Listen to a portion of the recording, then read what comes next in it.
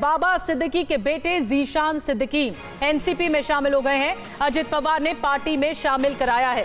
बड़ी खबर है, जीशान सिद्दीकी को एनसीपी ने कैंडिडेट बनाया है। बांद्रा ईस्ट से जीशान को टिकट मिला है।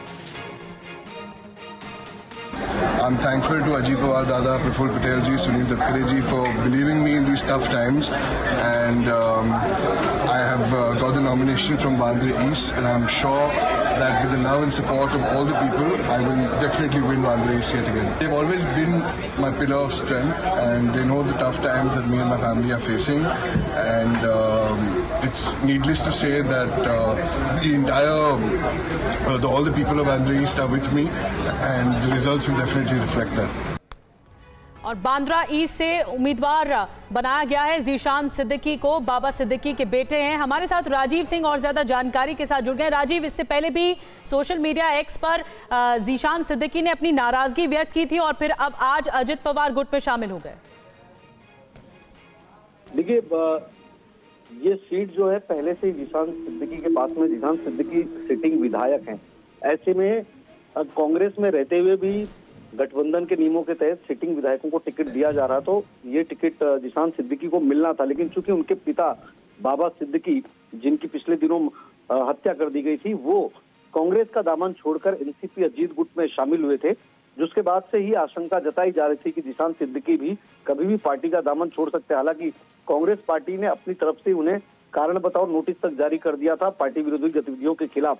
हालांकि जीशान ने कभी पार्टी के खिलाफ खुलकर बोला नहीं। लेकिन जब यूबीटी ने अपने उम्मीदवार जाहिर किया, वरुण सरदेसाई, जो कि उद्धव ठाकरे परिवार के रिश्ते में ही आते हैं, उनको वहां से उम्मीदवार घोषित किया। उसके बाद जीशान ने पहली बार ट्वीट करके तंज कसा था उद्धव ठाकरे पर और कांग्रेस पर कि सुना है पुराने दोस्तों ने बैंड्रापुर में अपना उम्मीदवार घोषित कर दिया है, साथ निभाना तो कभी इनकी फितरत में था ही नहीं। रिश्ता उसी से रखो जो इज्जत और सम्मान दे।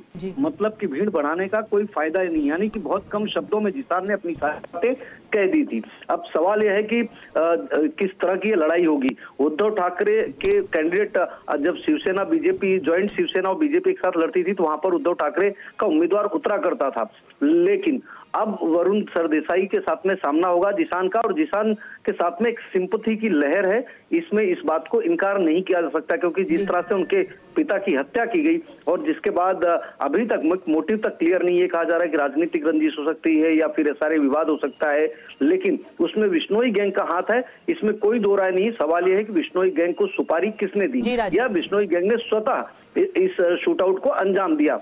फिलहाल जीशान सिद्दीकी का एनसीपी में शामिल होना और भी सुबह सवेरे जिस तरह से ये कहा जा सकता है कि पहले से सारी चीजें तय थी, पहले से सारी चीजें तय थी, और ये एक तरह से कॉन्फिडेंस बढ़ाने वाली बात है जीशान सिद्दीकी के लिए। हाल ही में पिता की मौत के बाद ये बहुत महत्वपूर्ण फैसला एनसीपी के अजित पवार गुट में शामिल हुए हैं जीशान सिद्दीकी, और एक बार फिर से उन्हें जो टिकट मिला है वो बांद्रा ईस्ट से मिला है, यहीं से ही सिटिंग एमएलए। लेकिन अब बांद्रा ईस्ट से उन्होंने कहा है कि दोबारा जीत में दर्ज करूंगा।